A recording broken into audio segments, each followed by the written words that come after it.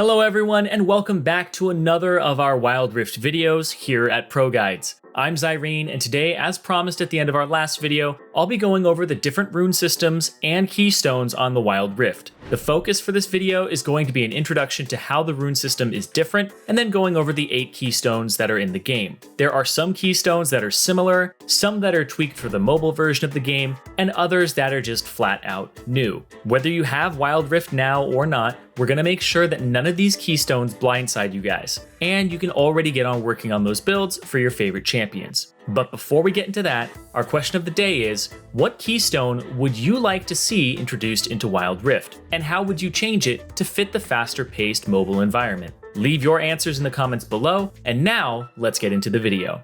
Let's start by going over the rune system and how it's different compared to the PC version of League of Legends. In Wild Rift, you get to select a keystone just like in the normal version, but the keystones don't lock you into a certain tree like precision, domination, etc. Instead, the keystones are a standalone rune that you can select. There are 4 rune slots total, 1 keystone, and then 1 domination rune slot, 1 resolve rune slot, and 1 inspiration rune slot. This means that the normal rune trees are gone, and instead, you just select 4 runes with a restriction to each slot on what you can pick there. For example, I can't put a domination rune into a resolve slot or vice versa. I just get 1 of each of those 3 types, and a keystone. There also aren't any secondary trees or extra stat bonuses that you can select like in the PC version. It looks like Riot wanted people to read less and focus more on getting into the action. The runes, at first glance, seem to be all over the place in terms of how powerful they are. So let's talk about the specific runes, and in this video, we're going to cover the keystones.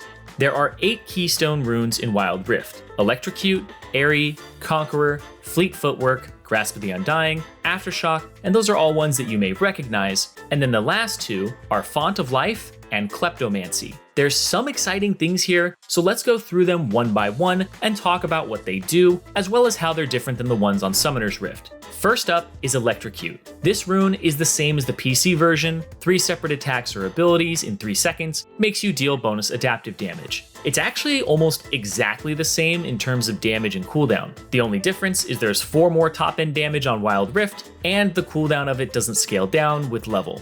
Next up is Airy. Airy works exactly the same as on Summoner's Rift, except the damage and shielding base values get higher with level than on the PC. This is most likely to give supports a better feel in a fast-paced game. They don't usually get a whole lot of levels, so giving them that extra oomph really does go a long way. Alright, so the first 2 haven't really been exciting or different, but then there's Conqueror. Conqueror on Summoner's Rift has always been a problem to balance. It gives you extra AD or AP per stack, and it takes 12 stacks to fully stack up. When it is stacked completely, it allows you to heal for some of the damage you deal. But on the Wild Rift though, Conqueror only stacks 5 times to stack up completely, giving the same bonus AD and even more bonus AP when it's fully stacked in comparison to its Summoner's Rift counterpart. But here's the biggest difference between the 2 runes. Instead of healing you at max stacks, the Wild Rift Conqueror rune gives you 10% bonus adaptive damage to champions. This means both your abilities and your basic attacks will be hitting that much harder, and it turns on faster than the PC version stack-wise. So people who take this rune and trade, even if just for a little bit, will have a really large advantage over their opponents. I expect Conqueror to be the overwhelmingly dominant rune when we see people playing Wild Rift.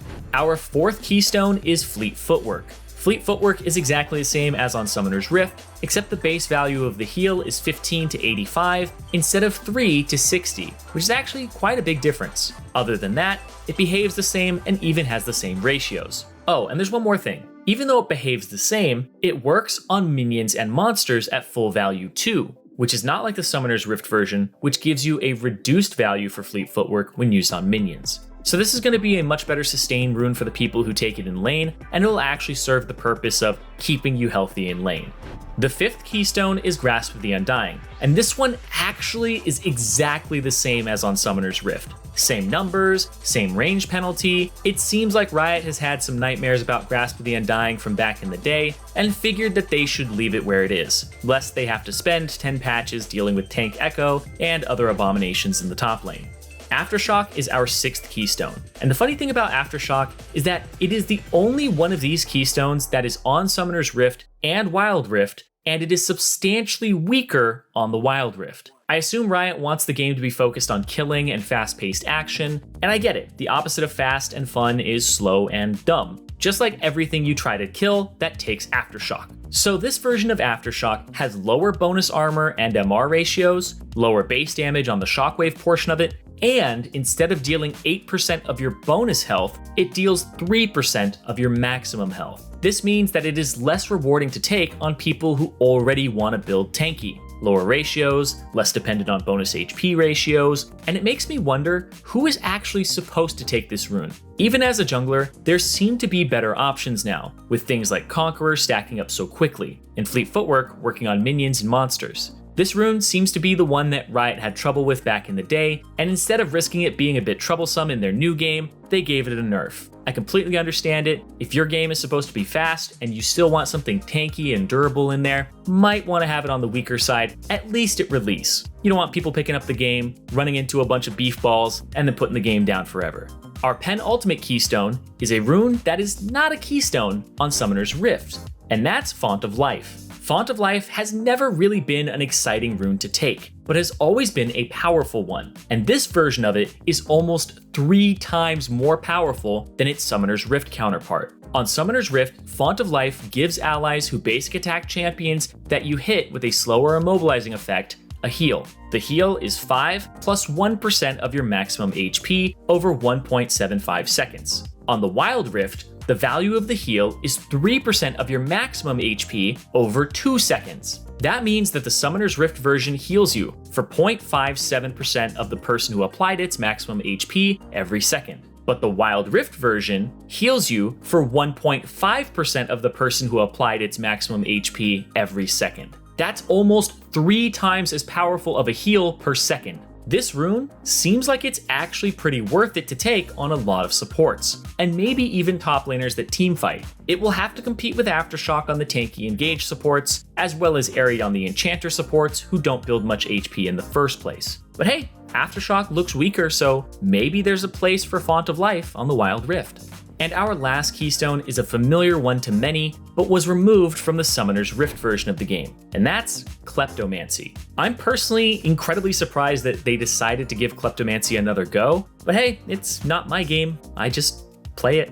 And this version of KLEPTOMANCY is really something else too. Instead of granting you cute little items like a health potion or a bag of gold, KLEPTOMANCY every 25 seconds allows you to hit an enemy champion after using an ability, and you gain a random item effect. You heard that right, a random item effect. This is essentially Zoe in a keystone. So far, it looks like you can gain the effects of Blade of the Ruined King, Gargoyle Stoneplate, Iceborne Gauntlet, Locket of the Iron Solari, Luden's Echo, Redemption, Righteous Glory, Twin Shadows, or Static Shiv. At the very beginning of the game, a lot of these items seem to be pretty amazing to pick up, considering something like Static Shiv is 50 damage at level 1 and AoE, or Luden's Echo is 100 bonus magic damage. This keystone is a ton of RNG, and if you're feeling lucky, you can catch your opponents completely off guard with it. Overall, this rune is scary. It feels like Riot decided to just throw in something that can be really fun or a really big dud. It doesn't seem fun to play against either, in my opinion, but hey,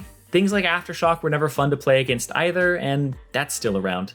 So to sum up everything, a lot of the keystones should look very familiar to those of you who have played League of Legends on the PC. The ones that are different seem rather powerful, but I'm not sure if they'll have a place. It really depends on how KLEPTOMANCY rolls, or just how weak Aftershock is compared to Font of Life. Other than that, it looks like Fleet Footwork is going to be a great sustain rune to take for those who like to stay healthy in lane, or maybe in a bad matchup, and Conqueror is going to be the go-to for people who like to skirmish early and often. And in Wild Rift, there is a lot of skirmishing. That's going to do it for this video on the 8 keystones in Wild Rift. Next up, we'll have a video on the remaining runes that go into those 3 slots below the keystones, and we'll explain all of that to you guys. I hope you enjoyed the video, and don't forget to leave a like, answer our question of the day, and subscribe for all of your Wild Rift updates and information. Stay safe, wash your hands, and good luck on whichever rift you find yourself on.